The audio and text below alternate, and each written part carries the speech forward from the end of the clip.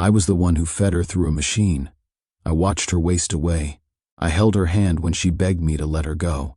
This isn't just a story about death. It's a story about silence, about the weight we carry for the ones we love, and how we find our way back after everything breaks.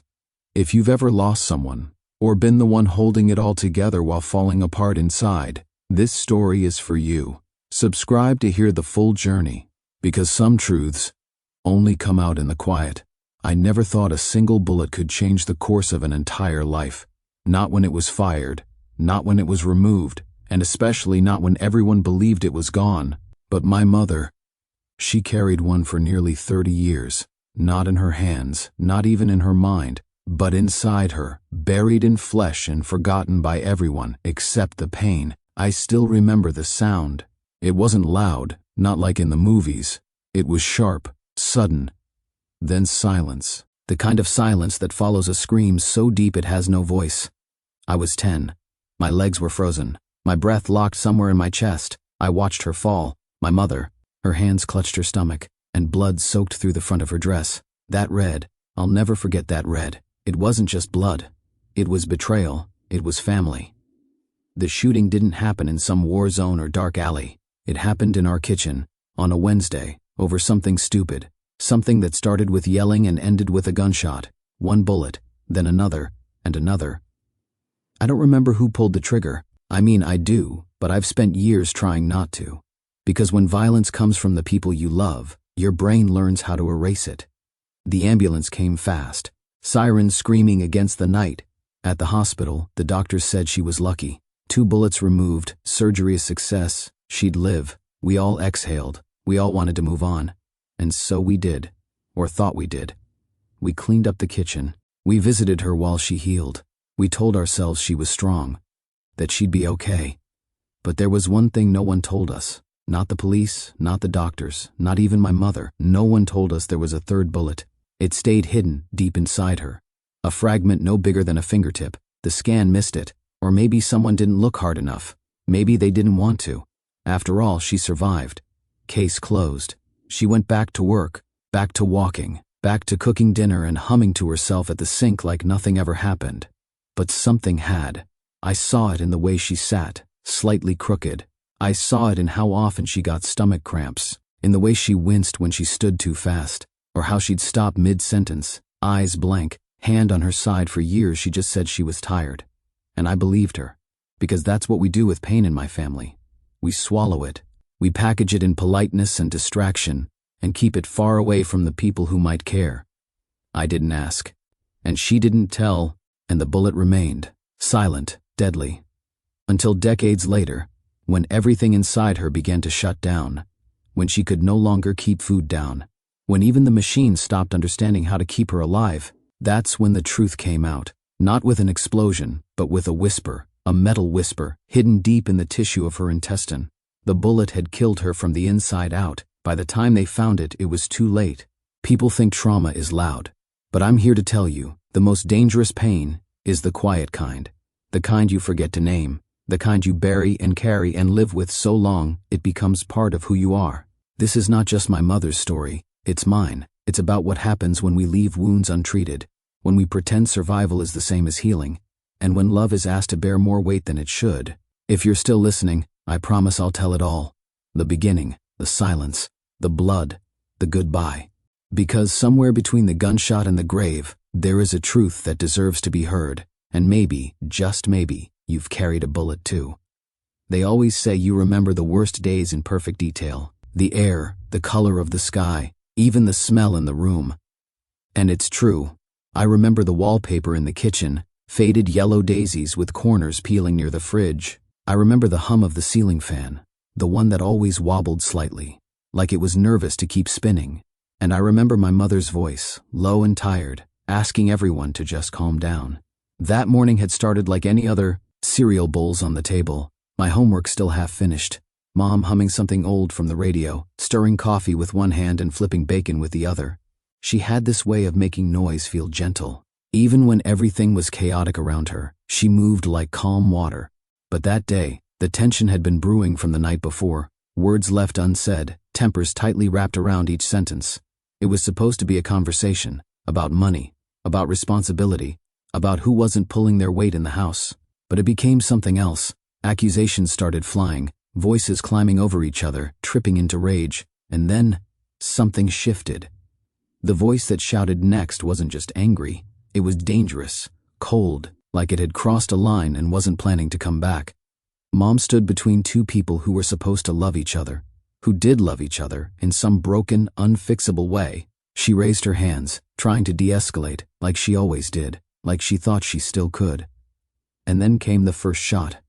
It sounded unreal, like someone had cracked a thick piece of wood in half.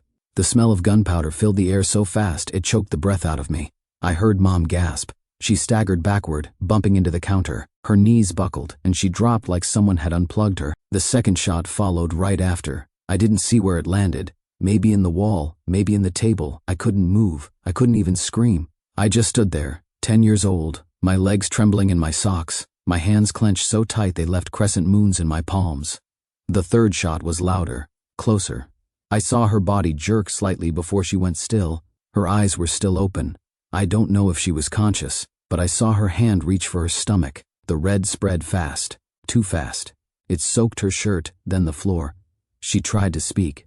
Her lips moved, but no sound came out, just a thin line of breath. And then silence, not even crying, just silence. Someone screamed. I think it was me.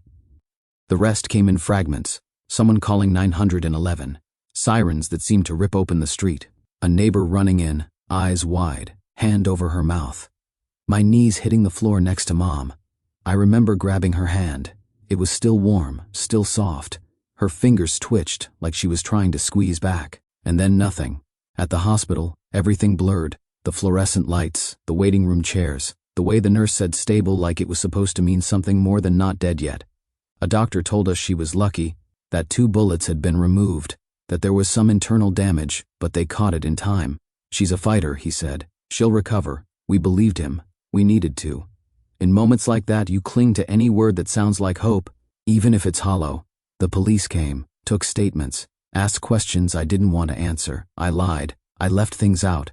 Not because I was trying to protect the shooter, but because the truth felt too big to say out loud. What 10-year-old wants to admit that someone they love pulled the trigger? They told us it was over. The shooter wouldn't be charged with attempted murder. Family incident, they called it. It would go down as aggravated assault. I didn't understand those words then.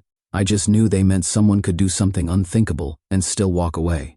Mom came home a week later. We set up a bed for her in the living room. She couldn't climb stairs for a while. Her movements were slow, careful. The bandages on her stomach needed changing every day. She winced when she breathed too deeply, but she smiled. She always smiled. For me, for the neighbors, for the nurses who came by to check on her. Like pain was just a visitor she had no intention of letting stay. And gradually, life resumed. She began cooking again, standing a little hunched over the stove. She even returned to work part-time at the library. People would stop her and say how strong she was, how amazing it was that she survived. She'd nod, thank them, then come home and collapse on the couch, eyes closed for hours. But something was off. Something no one could name. She started flinching in her sleep. Little twitches, murmurs, sometimes a sharp gasp that woke me from across the hallway. I'd find her sitting upright in bed, drenched in sweat, eyes wide but looking through me. She never told me what she saw in those dreams, but I knew, because I saw it too. One night I asked her if she was afraid. She smiled, tired, strained. "I'm not afraid of what happened," she said. "I'm afraid it'll never leave." She stopped talking about the shooting altogether. After that, she stopped correcting people when they asked about her accident. And no one asked questions when she changed the subject or laughed off the pain. That was how she survived, by pretending it didn't shape her, by shrinking it into a memory small enough to fit behind a smile. But the body remembers what the mind tries to forget. Over the months, something changed in her gait. She started favoring her left side. She said it was just a muscle strain. Then she stopped eating certain foods. Said they made her feel heavy. The bathroom door stayed closed longer than usual. I heard the sounds. I pretended not to. Sometimes she'd pause mid-task, folding laundry, pouring tea. She'd stop, go still, and place her hand on her side. Her lips would part just slightly, like she was about to say something, but then she didn't. Just shook it off. Always shook it off. I noticed a pattern. The pain came in waves. Some days she seemed fine. Others she barely moved, but she refused to see another doctor. They already fixed me, she said. What else is there to do? She wasn't angry. She was resigned. And maybe that was worse. I tried to push, asked if she wanted a second opinion. She said she didn't have the time, or the money, or the need. Don't make a big deal out of nothing, she told me, voice tight. I wanted to scream, but I didn't. Because that's what you do when someone you love is trying not to fall apart. You hold the silence for them. Years passed. I graduated high school, got a part-time job, tried to build a life outside the walls of that house. But she was always there, like a gravity I couldn't leave. Not because she pulled me back, but because I was afraid of what would happen if I wasn't there to hold her up. There were times I caught her staring at her reflection, fingers tracing the scar on her abdomen. She'd tilt her head, studying it like it belonged to someone else. It's ugly, she'd say, almost to herself.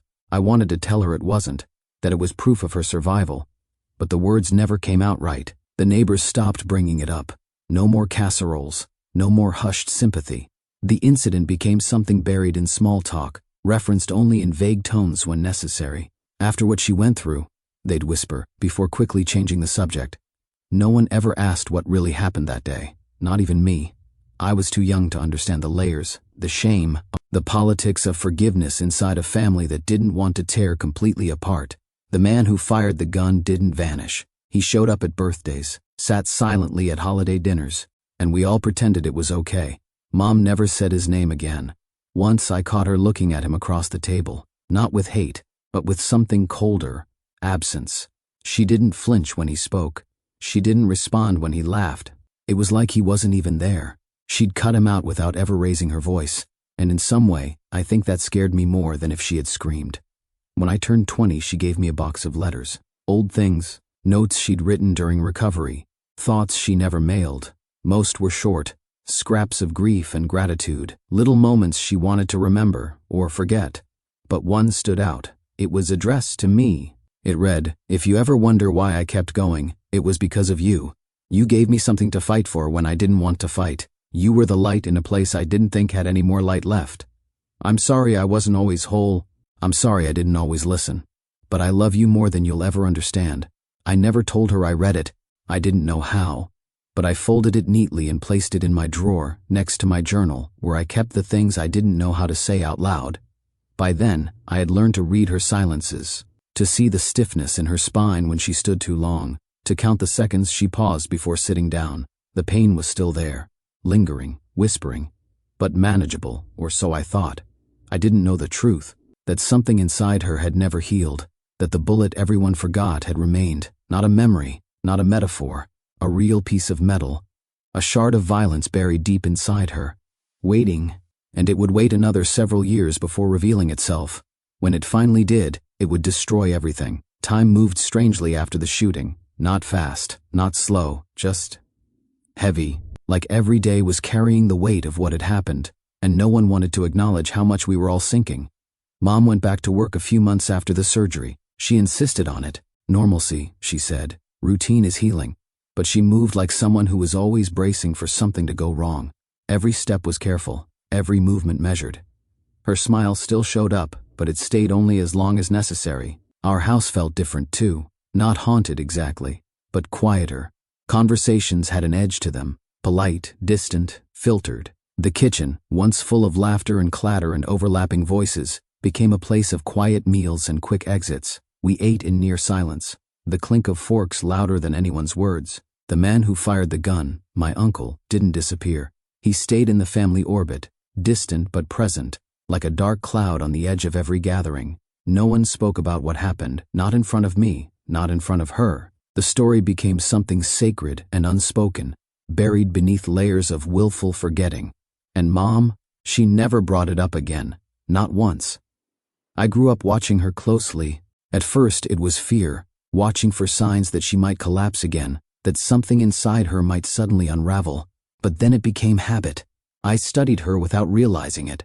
How long she stood before needing to sit, how often she touched her side, how she sometimes flinched when opening the refrigerator door too fast. The patterns formed, and I learned them like scripture. She would always say she was tired. That was her favorite phrase, tired. As if that single word could hold the complexity of her body's quiet revolt. And maybe it could. High school came and went. I didn't go out much. Part of it was money, part of it was her. I couldn't shake the sense that something was unfinished in her body, like a sentence never completed. But I didn't ask. She wouldn't have answered anyway. Her silence was armor, and I didn't dare pierce it. I started working at a grocery store after school, bagging items, walking old ladies to their cars, saving tips in a jar I hid under my bed. I wanted to help. I wanted to save. But I never really knew what I was saving her from. Or myself. One night I came home to find her lying on the floor, not collapsed, not unconscious, just lying there, flat on her back, staring at the ceiling fan spinning overhead. "Mom?" I asked, heart jumping to my throat. She blinked slowly and turned her head toward me. "I'm fine," she said too calmly. "I just wanted to feel the cold tile." But I saw the tremble in her fingers as she sat up. I saw the way she bit the inside of her cheek to keep from wincing. There were moments like that more and more often. Moments when her body whispered truths her mouth refused to speak. A sharp intake of breath, a hand pressed to her stomach, a pause that lasted a beat too long. I offered to drive her to a doctor. She declined. "They already did what they could," she said. "No point in going back." She made it sound so final, so certain, like healing was something that expired after a few months, and anything beyond that was a failure of character, not of medicine.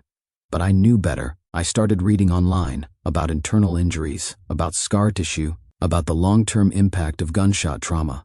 I didn't tell her. I didn't want to scare her. Or maybe I didn't want to admit what I was afraid I'd find. By the time I turned 18, she had stopped working entirely, claimed it was temporary. "Just until my energy comes back," she'd say. But the energy never came. She'd nap for hours, then wake up more tired than before. Food made her nauseous. Her clothes hung looser. I offered to cook, but she always said no. She still wanted to feel useful. So I let her pretend. Pretending became our shared language. She pretended to be fine. I pretended to believe her. Sometimes in the quiet moments, I'd wonder what would have happened if someone had said something years ago, if a doctor had looked harder, if the family hadn't been so desperate to move on, if I had asked more questions. But the past is a house with locked doors, and every time I reached for a handle, I pulled back. The truth wasn't gone, it was sleeping, and I was starting to feel it stir. Mom started spending more time in her chair by the window. She said the light helped her feel alive. That, and the plants. She kept a few potted herbs on the sill, basil, mint, rosemary, and she'd stroke their leaves gently, as if they were the only things that still made sense to her body. On good days, she'd hum old songs. On bad days, she'd just stare. I watched her shrink, not just physically, though she did, little by little, but emotionally too. Her world got smaller, fewer phone calls, fewer outings. She stopped going to church, saying the pews made her back ache. She stopped baking, even though she used to love it. "Too much standing," she'd say. But I think the truth was simpler. She was running out of energy, and pretending otherwise took all she had. I remember one afternoon when I came home early from work and found her standing in front of the mirror in the hallway. She was wearing a dress I hadn't seen in years, a soft lavender one with pearl buttons, and she was staring at herself in it like she was trying to remember someone she used to be. I didn't say anything. I just stood there, watching her trace the fabric over her hip, pausing at the spot where the scar ran underneath. Finally, she looked up and caught my reflection in the mirror. "Do you think I look older than I should?" she asked. It felt like a trap, like the kind of question with no safe answer. "You look like someone who's lived," I said softly. She didn't smile, she didn't cry, she just nodded, then slipped the dress off, folded it neatly, and placed it back in the drawer. That was the last time I saw her wear anything but sweatpants and loose cotton tops. Around that time, I started noticing her weight loss in a different way. It wasn't just physical weakness. It was hollowing, like her body was being erased bit by bit, and no one, not even her, was trying to stop it. I begged her to see a doctor again. She refused. "Doctors see what they want to see," she said, her voice sharp for the first time in months. "I've had enough." Her sharpness startled me. It was the closest she'd come to anger in years, but it wasn't directed at me. It wasn't even anger, really. It was fear, wearing a different face. She'd trusted them once, and they'd missed something big, something dangerous. And even though she never said it aloud, I think she always suspected the story wasn't over, that the pain wasn't just healing, that something had been left behind. But denial is a powerful thing, especially when the alternative is terror. So we carried on, quietly, carefully. She began keeping heat packs near the couch, resting them on her side while she read. She drank peppermint tea for the cramps. She avoided stairs, heavy lifting, cold weather. She made little adjustments without ever admitting why. One day, I overheard her on the phone with her sister. They hadn't spoken in months. "I'm fine," she said, "just slowing down a bit. Comes with age, like trauma had an expiration date." After she hung up, I sat across from her and asked if she ever thought about that night. She didn't answer right away. Just stared out the window, the light catching the soft lines at the corners of her mouth. "I think about what didn't happen," she said finally. "About what could have happened. And the part that did?" She turned to me then, her eyes sharper than I expected. "That part doesn't change anything now, but it did. It changed everything." She knew that. I knew that. But neither of us could say it out loud without breaking something we didn't know how to put back together. Eventually, I stopped asking. There was one evening, I don't remember what month, only that the air was warm and heavy, when she sat on the porch and told me she felt like a house after a fire. "The walls are still standing," she said, "but the inside's never quite the same." I asked if she missed the way things used to be before she didn't answer. Just reached out and squeezed my hand. That was her way of saying yes. Looking back now, I wonder how much of her was already unraveling. How many warning signs I missed because I was too close to see them clearly. The late-night pain, the fatigue, the way she avoided hugs, like pressure on her abdomen might break her. The way she winced when she laughed too hard. But at the time, I told myself it was just aging, just stress, just aftermath, because it's easier to believe in healing than to admit the damage might be permanent. It wasn't until much later, when the pain turned to vomiting, when the vomiting turned to weight loss so sharp it scared me, that I realized we were standing on a cliff, and something was about to fall. It started with nausea, not the occasional queasiness she'd always brushed off, but something deeper, persistent, relentless. At first it came in waves, after meals, after naps, sometimes for no reason at all. She'd clutch her stomach and breathe through her teeth, eyes narrowed, pretending it was nothing. Just a stomach bug. Something she ate. She always had an excuse. But this time, the excuses ran out faster than the symptoms. I noticed it when she began skipping meals entirely. She'd make dinner, serve me a plate, and then claim she'd already eaten. I knew she hadn't. Her portions stayed untouched, and later I'd find it scraped quietly into the trash. Her body was thinner than ever. Her arms felt like paper wrapped around bone. Her skin, once soft and warm, had taken on a pale, waxy hue. I urged her to see a doctor. Again, she refused. Again. "I'm just tired," she said, her voice more fragile than defiant. "It'll pass." But it didn't. She started vomiting. At first in the mornings, then any time. The sound of it became routine, waking me up in the middle of the night, echoing down the hallway. When I offered to drive her to the hospital, she snapped, "No hospitals. I'm not going back there." Her hands trembled as she gripped the edge of the kitchen counter. I could see the fear in her eyes, the way she blinked too much, the way her breath caught in her throat. She wasn't afraid of pain. She was afraid of being forgotten again, but something in me hardened. I couldn't let her keep slipping through my fingers. One morning, after she collapsed in the hallway and couldn't stand without help, I called 911 without asking. When the EMTs arrived, she didn't protest. She just looked at me, eyes hollow, and whispered, "Okay." That's when I knew we were in trouble. The hospital room smelled like antiseptic and stale air. Machines beeped softly in the background. Nurses came and went. Vitals were taken. Blood drawn.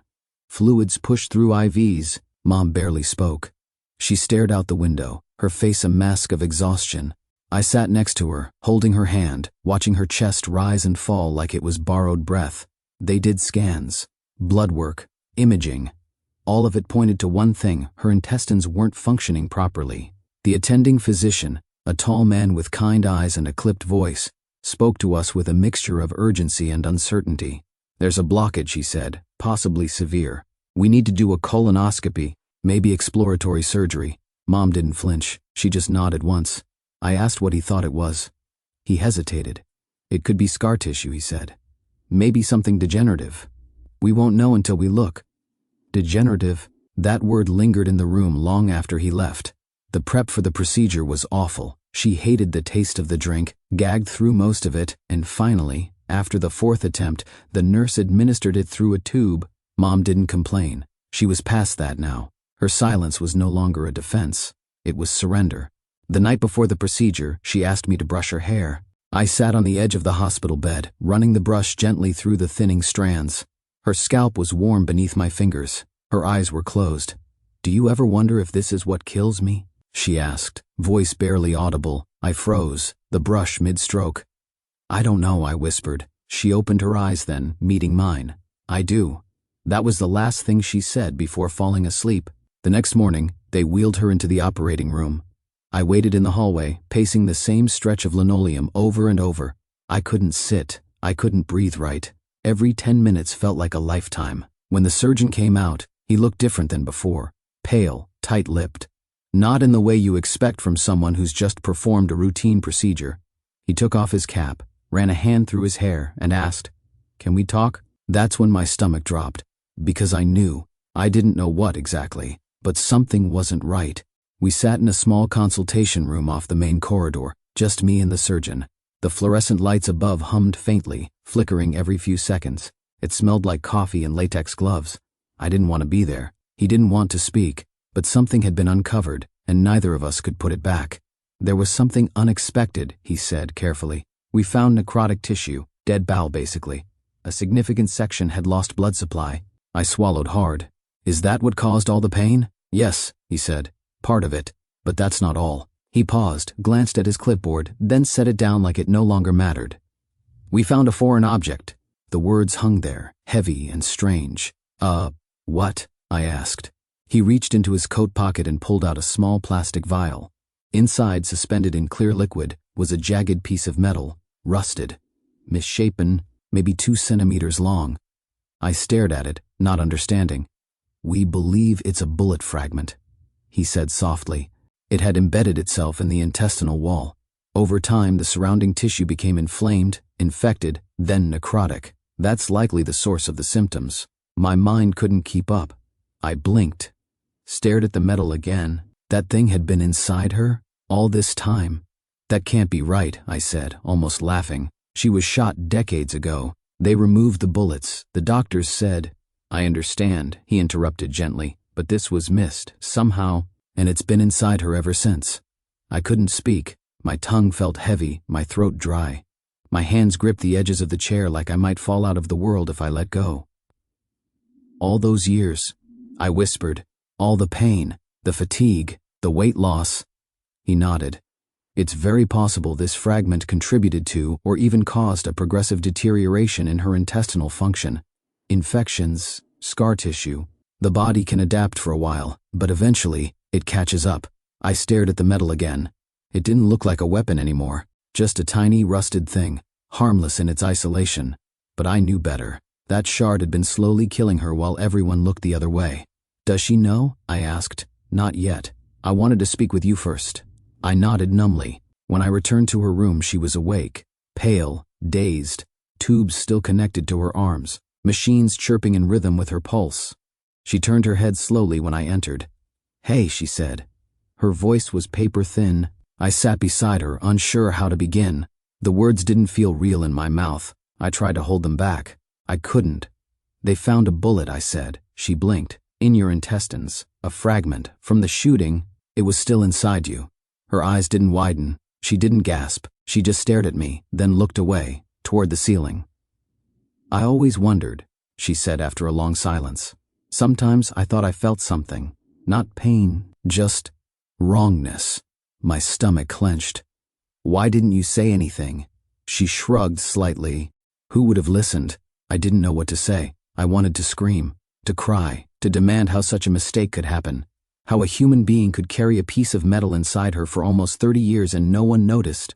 "I trusted them," she said. "After the surgery. I trusted they got it all." "They didn't." "No," she agreed softly. "They didn't." She turned her face toward me then, and there was no anger in her expression, just exhaustion, a weariness that lived deeper than her bones. "Do you think it would have made a difference?" she asked. I didn't answer. I didn't know. Maybe it wouldn't have changed anything. Maybe it would have bought her time. Maybe she wouldn't have suffered through 2 decades of slow decay, wondering why her body betrayed her. Maybe we wouldn't be sitting here, in this room, surrounded by machines that beeped to remind us time was running out. I reached for her hand. It was cold, fragile. "I'm sorry," I whispered. She smiled faintly. "It's not your fault. It feels like it." She closed her eyes. For a long moment, neither of us spoke. The machines continued their rhythm. The IV bag dripped. A nurse passed by the hallway, heels clicking against tile. The world, somehow, kept moving. When she spoke again, it startled me. "Promise me something," she said. "Anything. Don't carry this longer than I did." I didn't understand at first. Then I did. The weight, the silence, the blame. It had never left her, even when she smiled, even when she said she was fine. That bullet had been more than metal. It was memory. It was shame. It was everything she couldn't say, buried beneath skin and silence. And now it was mine, too. I leaned forward, resting my forehead gently against her shoulder. "I promise," I said. But we both knew how hard that would be. Becoming a caregiver is something no one prepares you for. There's no ceremony, no guidebook. One day, you're just a daughter. The next, you're everything. Nurse, scheduler, advocate, guardrail. And through it all, you're still trying to hold on to the person you used to be, even as they slip further away. After the surgery, Mom couldn't come home right away. Her body was too weak, her digestive system still fragile from the damage. She stayed in the hospital for a week, then moved to a rehabilitation center for 2 more. I visited every day, sitting by her bedside, helping her sip broth, massaging her legs when they cramped from the inactivity.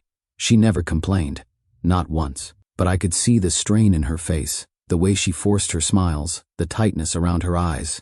When she was finally discharged, we brought her home in a rented wheelchair. I had cleared out the guest room and converted it into a makeshift care unit, hospital bed, IV stand, oxygen tank, storage bins with gloves and gauze and disinfectant. The walls still had the faded floral wallpaper from when I was a kid, and for a brief moment, I wondered if she remembered tucking me into that same room decades earlier.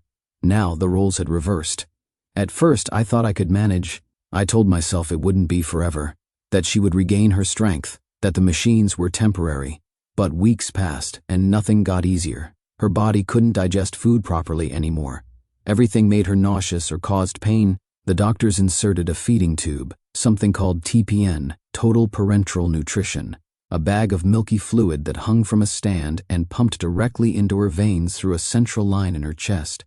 I had to be trained to handle it, how to flush the line, how to clean the insertion site, how to check for signs of infection.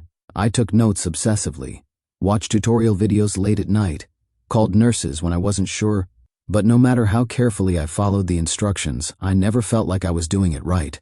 There was always fear of hurting her, of missing something, of waking up one morning and finding that I hadn't done enough. Sleep became a luxury. I set alarms every 4 hours to check the line, change the bag, take her temperature. I learned to recognize the beeping of the pump from across the house. Sometimes it would scream at 3 a.m. because the line had kinked or the bag was empty. I'd stumble out of bed, eyes barely open, heart pounding, praying I hadn't made a fatal mistake. And through it all, she tried to make it easier on me. "Thank you," she'd whisper, even when her voice was weak. "You're doing more than anyone should have to." But I wasn't sure if that made me feel better or worse. There's a kind of grief that comes before death. Anticipatory grief, they call it. You start mourning the person while they're still here. Not just who they are, but who they used to be. I grieved for the mother who used to dance while folding laundry, who sang off-key in the car, who used to sneak cookies before dinner. I grieved the parts of her that were fading each day, even as I sat right beside her. Some days I'd find her staring at the ceiling for hours. Other times she'd ask to hear music, soft piano mostly. I'd sit and play it on my phone while holding her hand. She rarely spoke during those moments. It was like the music reminded her of something too big to say out loud. One afternoon I found her crying. It was quiet, barely noticeable. Her back was turned, shoulders trembling just slightly. I froze, not sure whether to step forward or turn away. "I don't want this," she said, not facing me. I stepped closer. "What do you mean?" "This," she said, gesturing to the tubes, the pump, the sterile room. "Being kept alive like this, it's not living." I didn't know what to say. My throat tightened. My hands ached from clenching them too long.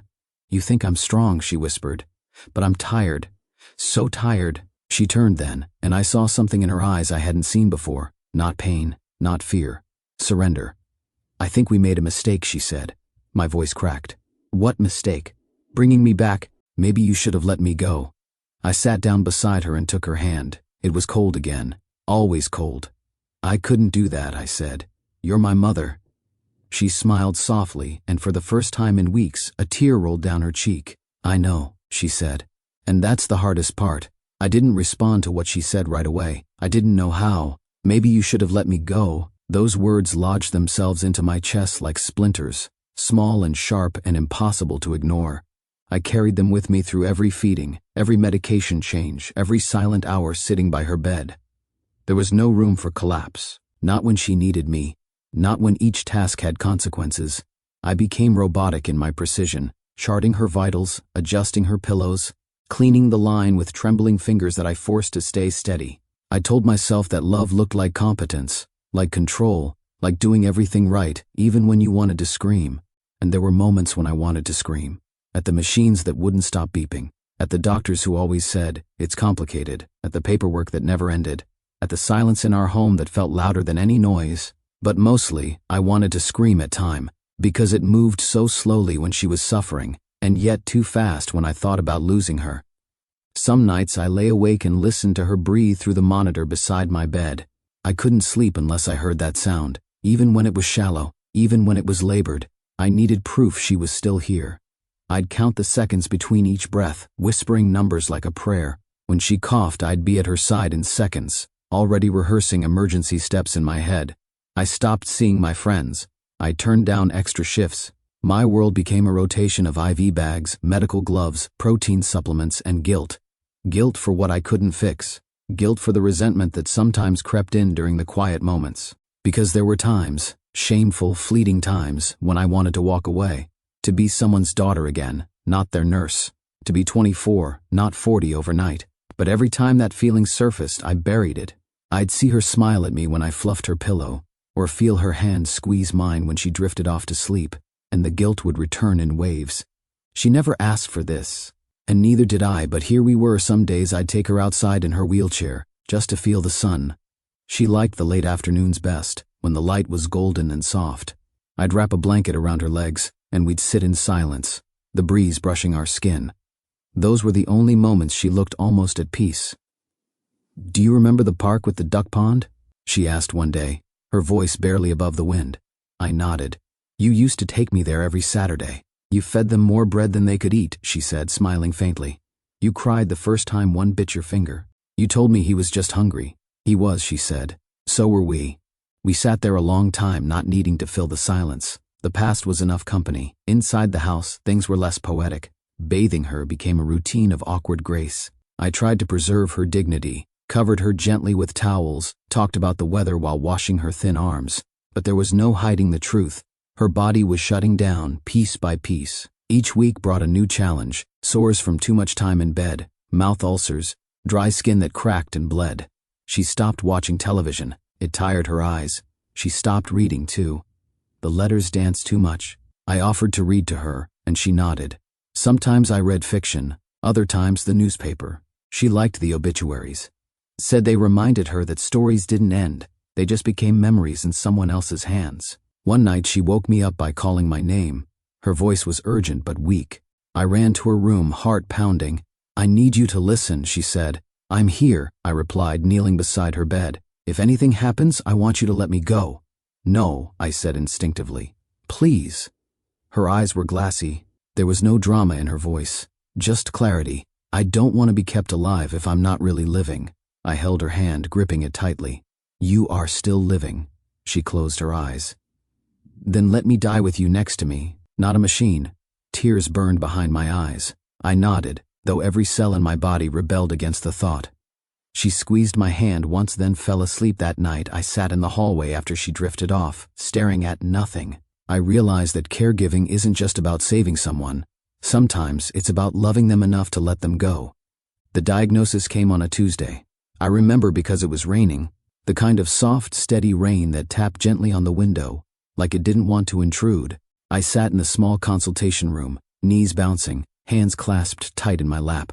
Mom was beside me in her wheelchair, thinner than ever, wrapped in 2 sweaters even though it wasn't cold. The doctor walked in, holding a folder like it weighed more than paper should. He didn't sit. That's how I knew. He spoke gently, professionally, the way doctors are trained to deliver news that can rearrange a life. He used words like aggressive and advanced. He said metastatic and non-operable. He said colon cancer like it was something we should have expected, like it wasn't the same body that had already survived a shooting, a botched surgery, years of internal corrosion. Mom didn't flinch. She nodded slowly. absorbing each phrase like a student taking notes in a language she never wanted to learn. I asked the questions. What are the options? What are the chances? What happens next? The answers were vague, wrapped in percentages and caveats. Chemotherapy could slow it. Palliative care would help manage symptoms. Time was uncertain, but limited. That word stuck, limited. Afterward, in the elevator, neither of us spoke. I held the folder in my hands, gripping it like it might change if I squeezed hard enough. She stared at the wall, her reflection dim in the metal surface. When we got to the car, I helped her in and closed the door. Before starting the engine, I sat for a moment, rain sliding down the windshield in long blurred streaks. I guess now we know, she said softly. I didn't reply. Back home, the machines resumed their rhythm, the feeding tube, the oxygen monitor, the daily medications.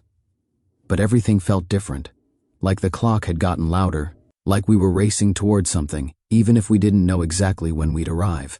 She agreed to try chemo. The doctors didn't promise much, just a few extra months maybe, a little more time, a little more comfort. It was enough. I drove her to every session.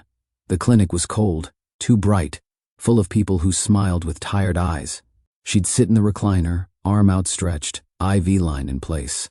I'd read aloud from her favorite books, sometimes just nonsense to fill the space. She never said much during those sessions, just closed her eyes and listened. After a few weeks, her hair started falling out, thin strands on her pillow, in the sink, clinging to her sweater. One morning, I offered to help shave it. She didn't cry, neither did I. We made it a ritual, her sitting by the mirror, me standing behind her with the clippers. The buzz filled the silence, and when it was done, she looked up at her reflection with an expression I couldn't name. "You look strong," I said. She tilted her head. "I look like someone who's sick, but still here." She nodded. That was enough. The treatments took more than they gave. She became weaker, slept longer, ate less, even through the tube. The nausea returned, worse than before. Her skin bruised at the slightest touch. Her fingers trembled when she tried to hold a pen. One day she dropped a glass of water and burst into tears, not from pain, but from frustration. "I can't even hold on to a damn cup," she said, voice cracking. I knelt beside her, wiping the water from the floor, and whispered, "You're holding on to me." She looked at me then, really looked. Her eyes were glassy but clear. "That's the only thing I'm sure of," she said. We stopped talking about recovery. The word lost its meaning. Instead, we talked about comfort, about memories, about little things. I brought her wildflowers from the grocery store. She asked to see old photo albums. Sometimes we'd sit for hours flipping through pictures, pointing, laughing, pausing when the past came too close. "This was a good day," she'd say, touching an image of the two of us at the beach, sunburned and grinning. "You hated the sand," I reminded her. "I loved you more." I started keeping a journal during that time, not for posterity, but for survival. A way to process what I couldn't say out loud, pages filled with descriptions of her breath, her temperature, the sound of her voice on different days. But between the facts, I wrote the truth. I was scared. I was tired. I didn't want to lose her. I didn't know how to say goodbye, because even as her body failed, her presence filled the house, her laughter, her smell, her humming from the hospital bed when she thought no one could hear. The idea of her not being there felt impossible, unreal. One night she reached for my hand as I adjusted her blanket. "I don't think I have much time," she said. I wanted to tell her not to say that, to insist that we still had weeks, maybe months, but the words caught in my throat. Instead, I said, "I'm here." She nodded, eyes closing. "That's all I need." The days grew shorter, not just on the calendar, but inside the house. Time seemed to compress, hours slipping past like mist. I began to measure everything in increments: how long she stayed awake, how many spoons of water she could take before choking, how many words she could say before her breath ran out. Her body was failing. There was no more chemo, no more talk of options. The doctor used the word transition. Palliative care took over. Hospice nurses came twice a week, kind women with tired eyes who moved gently and asked soft questions. They brought morphine, special sponges for her dry mouth, and soft pads for the bed sores that had begun to appear, no matter how often I repositioned her. The feeding stopped. Her digestive system couldn't process anything anymore. She drifted in and out of sleep, her limbs light and motionless, her voice no louder than a whisper, but her mind was still there, sharp, present, observing. One night she asked me to bring her a box from the top of the closet. I had to climb a step stool to reach it. Inside were envelopes, old letters, photos, a few cassette tapes labeled in her careful handwriting.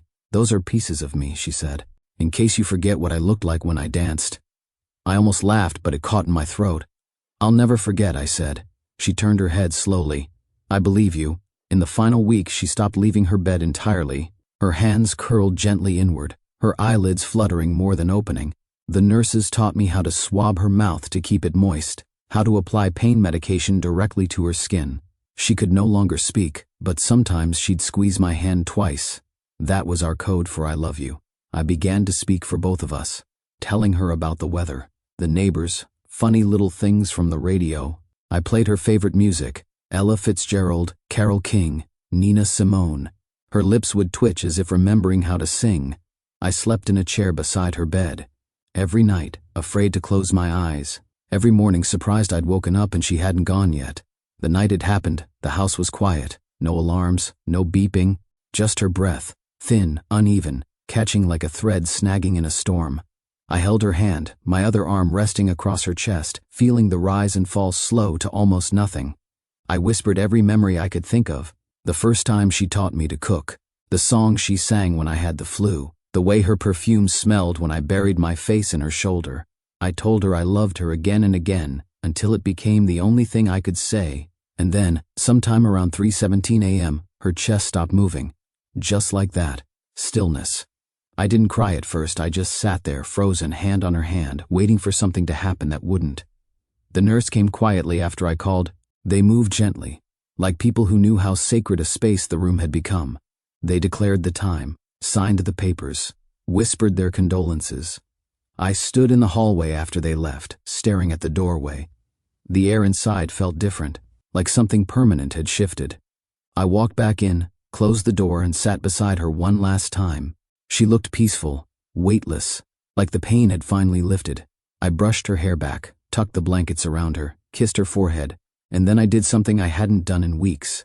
I let myself cry, not the silent, private tears I'd mastered over the months, but a deep, guttural sob that started in my chest and shook my entire body. It wasn't just grief, it was exhaustion. It was love. It was the ache of having held on for so long, only to finally let go. The funeral was small. She had outlived most of her friends. The ones who came sat quietly, offering hugs and casseroles, and awkward condolences that meant well but landed hollow. I gave the eulogy. I spoke not just as her daughter, but as her witness, to her strength, to her suffering, to the kindness she gave freely, even when life had taken so much. I said, she survived a bullet, a broken family, a body that failed her. And through it all, she chose to love. Afterward, I sat alone on the front porch, the wind soft against my face, the world still turning.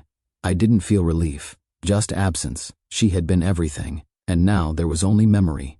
Grief didn't arrive like a storm. It came like fog, slow, quiet, and impossible to shake.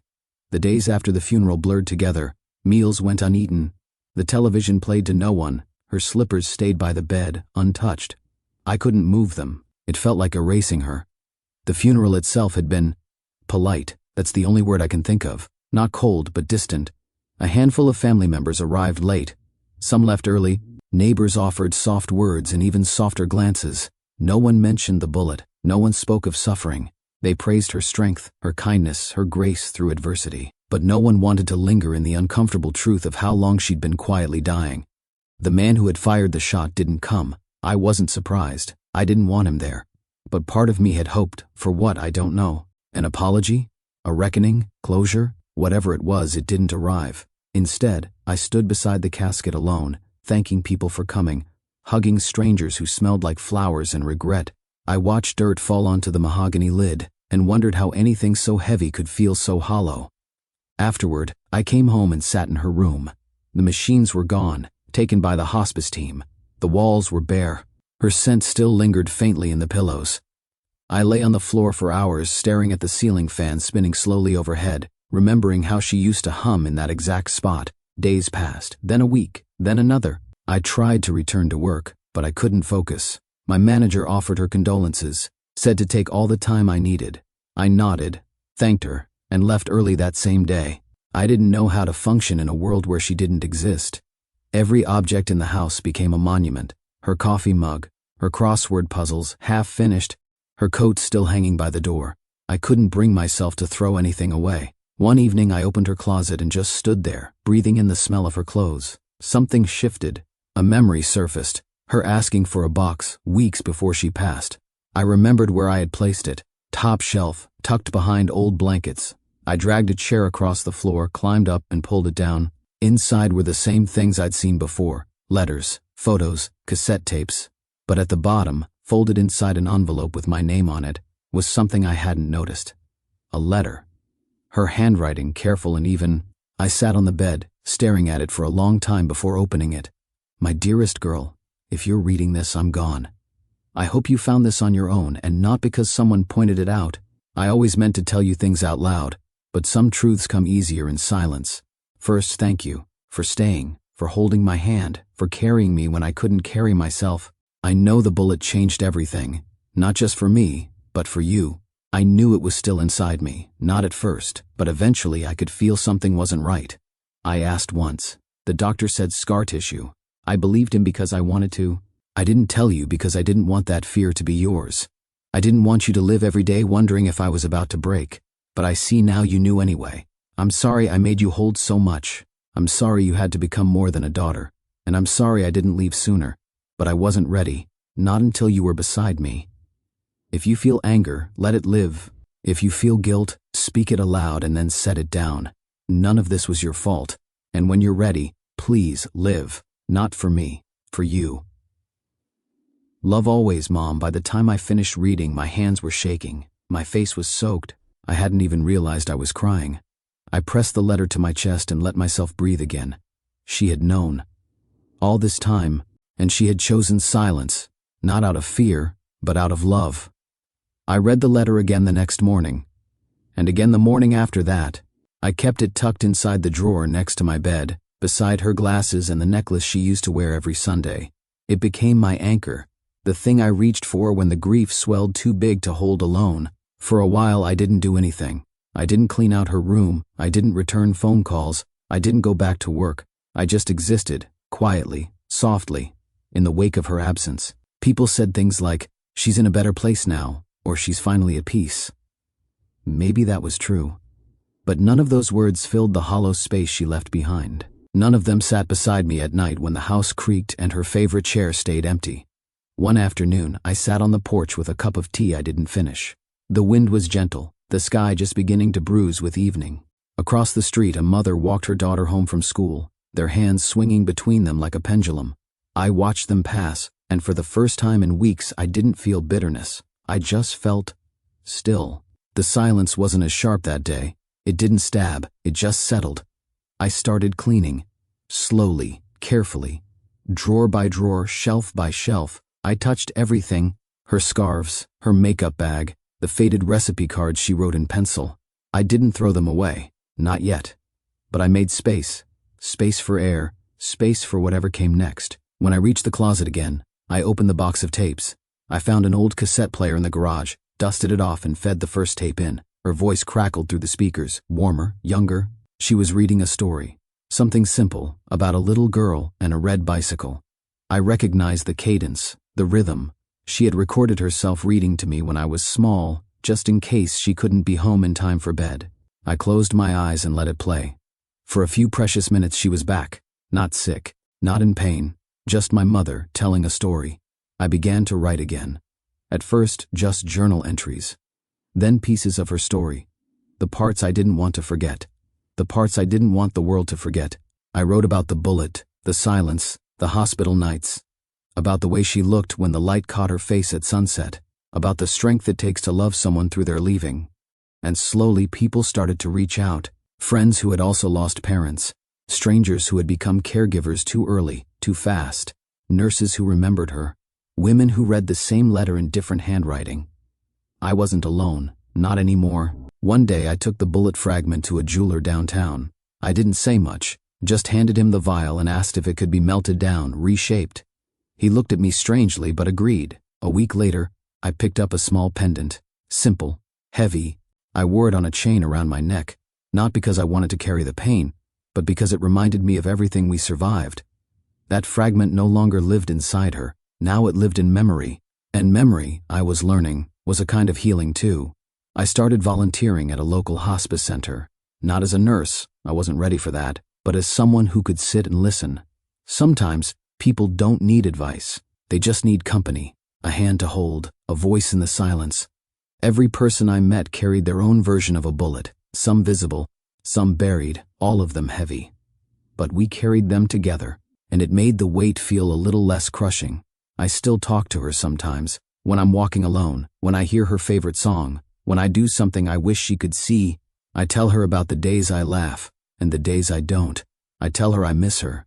But most of all, I tell her thank you. Because she didn't just survive, she showed me how to live. It began with a blank page. One evening, months after the funeral, I sat at the kitchen table, the same table where she used to sip coffee and balance checkbooks, and I opened my laptop. The cursor blinked at me, steady and patient. I stared at it, unsure where to begin, but I knew I had to start somewhere. So I wrote the first sentence. My mother carried a bullet for nearly 30 years, and no one noticed. Not even her. I didn't stop. The words came slowly at first, then all at once. Pages spilled out like water from a cracked dam. I wrote everything I had held in, the hospital visits, the feeding tubes, the silence, the guilt. I wrote about watching her die, yes, but also about watching her live. I wrote about her laugh, her stubbornness, the way she always folded laundry straight from the dryer so it wouldn't wrinkle. I wrote to remember. I wrote to breathe. And then one day, I submitted it. A website for caregivers had an open call for personal stories. I wasn't expecting anything, maybe a rejection, maybe silence.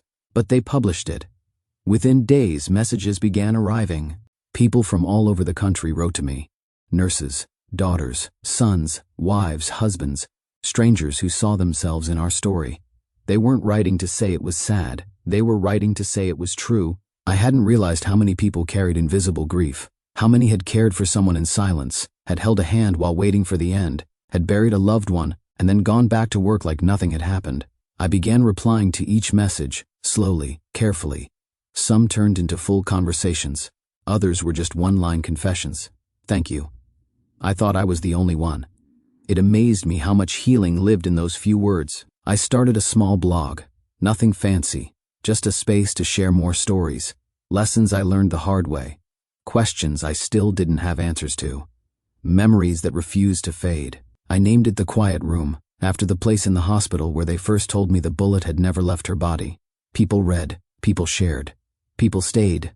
For the first time since losing her, I felt like I was building something, not just surviving, but growing, not moving on exactly, but moving forward.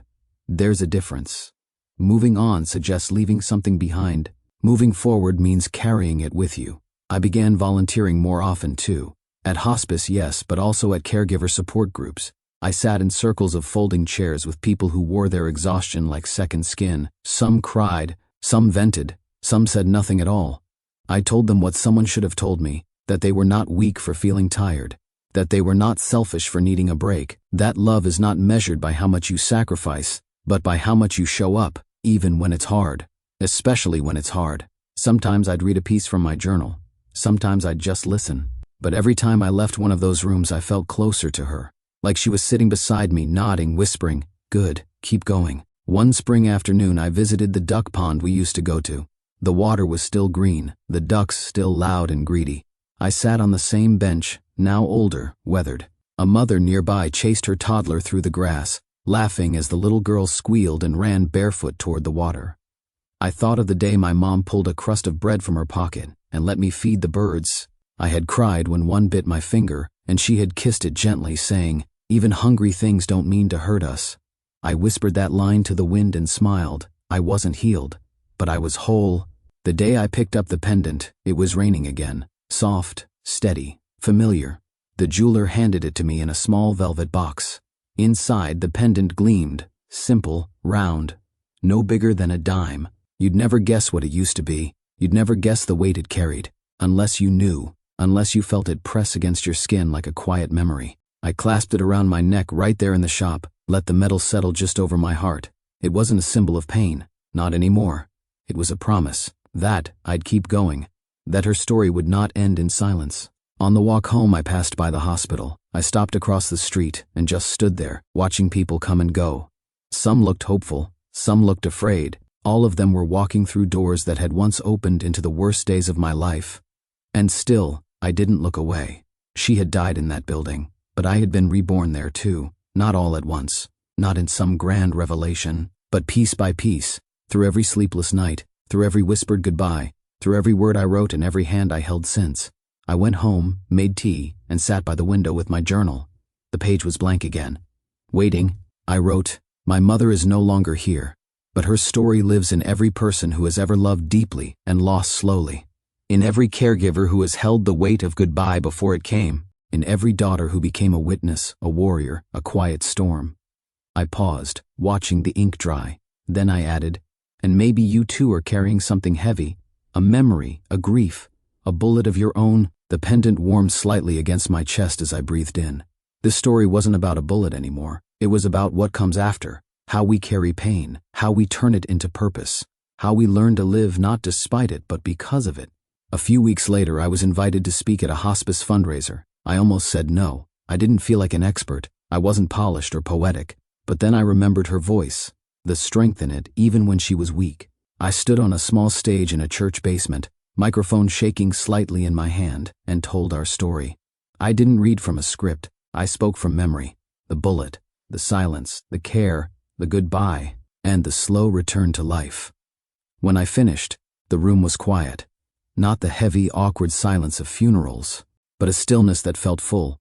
A nurse stood, then a man in the back. One by one people clapped, not loudly, not wildly, just enough to say, "We heard you." Afterward, a woman approached me, gray hair, gentle eyes, hands rough from years of holding on too tightly. "I lost my husband 2 years ago," she said. "I never knew how to talk about it until now." I squeezed her hand. "You just did." And in that moment, I understood something my mother had always known. Some wounds never fully close, but that doesn't mean they can't be beautiful. Now, every year on her birthday, I take a walk. I wear the pendant. I listen to the wind. I whisper her name to the trees. I don't light candles. I don't visit her grave. She's not there. She's here, in my steps, in my breath, in the way I choose to love even when it's hard. Sometimes people ask if I believe in closure. I don't. I believe in carrying, in remembering, in living a life that says, "I still love you, even after you're gone." And if you're still listening to this story, I want to ask you something. What are you carrying? Is it time to put it down, or is it time to shape it into something new? If you've made it this far, thank you. Thank you for walking with me through this story. Not just the pain, but the love, the quiet moments, the unbearable ones, the ones that passed unnoticed until they became everything. Maybe you came here because you lost someone. Maybe you're a caregiver, holding it together when no one sees the cracks. Maybe you've carried grief for so long, it's become another limb, something you no longer question, just move with. Or maybe you've been lucky. Maybe you haven't felt this kind of loss yet. If so, hold your people close. Look them in the eye. Ask the hard questions. Say the soft words while there's still time, because time is never promised. What my mother taught me, without meaning to, is that strength doesn't always roar. Sometimes it whispers. Sometimes it sits in silence with someone who's hurting. Sometimes it's choosing to stay, or choosing to forgive, or choosing to love when everything in you wants to turn away. And if you're listening right now, I hope you know you are not alone. Not in your fear, not in your fatigue, not in your heartbreak. There is no right way to grieve. There is only your way. And however long it takes, days, years, lifetimes, it's okay. You're doing enough. You are enough. If this story reminded you of someone, I invite you to share it with them. If it opened something in you, write it down. Speak it aloud. Don't let it stay buried. And if you're carrying something, a secret, a sorrow, a memory that won't let go, I want to ask you again, what would it look like to shape it into something new? Maybe it's a story. Maybe it's a garden. Maybe it's a pendant. Whatever it is, let it remind you that even pain can leave behind beauty. Even endings can echo with love. And sometimes the things we survive become the things that save us. Thank you for listening. If you found comfort here, please consider leaving a comment, sharing your story, or simply passing this along to someone who needs it. You never know whose heart it might reach. Until next time, hold your people close, speak the truth while you still can, and never ever underestimate the power of a story told with love. Thank you for listening to this story. If it touched something in you, if it reminded you of someone you love, or something you've lived through, I want to invite you to share that in the comments below. Your story matters too. You never know who might read it and feel a little less alone. And if you'd like to hear more stories like this, real, raw, and full of heart, don't forget to hit that subscribe button and turn on the bell icon. Because sometimes the stories we need the most are the ones we didn't know we were waiting for. Until next time, take care of your heart and take care of each other.